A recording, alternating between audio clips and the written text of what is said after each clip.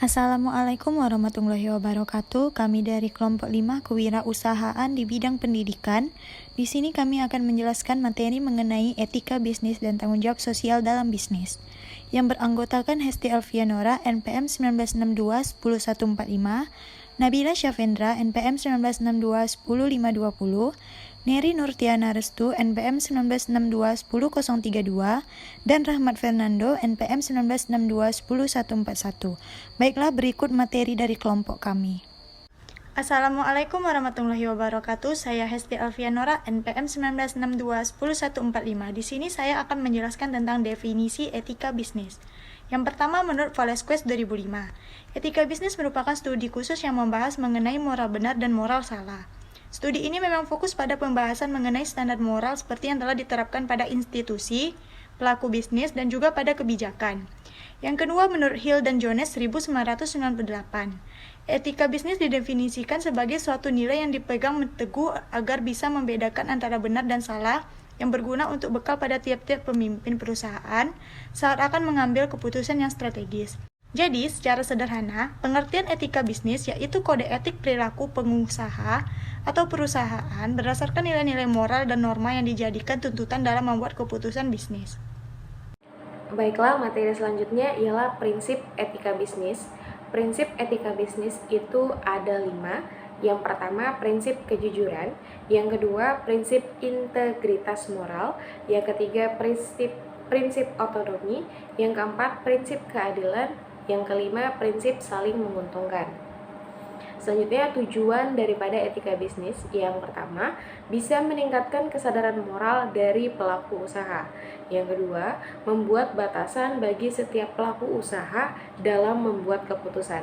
Yang ketiga, bisa meningkatkan relasi dengan stakeholder. Yang keempat, memberikan motivasi pada pelaku bisnis. Baiklah, saya Neri Nurtiana Restu akan melanjutkan materi manfaat etika bisnis untuk perusahaan. Yang pertama, memiliki reputasi atau citra perusahaan yang baik. Yang kedua, mendapat kepercayaan penuh dari konsumen atau pelanggan. Yang ketiga, meningkatkan nilai moral dalam perusahaan. Yang keempat, bisa meningkatkan keuntungan perusahaan. Tanggung jawab sosial korporate, social responsibility atau CSR. Tanggung jawab sosial merupakan satu prinsip yang bisa mengharuskan perusahaan untuk bertanggung jawab pada efek keputusan dari yang diambil di dalam masyarakat dan juga lingkungan. Fredrik et al. CSR adalah tentang nilai dan standar yang berkaitan dengan peroperasiannya sebuah perusahaan dalam suatu masyarakat. CSR diartikan sebagai komitmen usaha untuk beroperasi secara legal dan etis yang kontribusi pada peningkatan kualitas kehidupan karyawan dan keluarganya, komunitas lokal, dan masyarakat luas dalam suatu kerangka mewujudkan penggunaan berkelanjutan. Terima kasih. Nama saya Rahmat Fernando Yulistio Saputra dari kelompok 5 akan melanjutkan materi. Sederhana saja pengertiannya.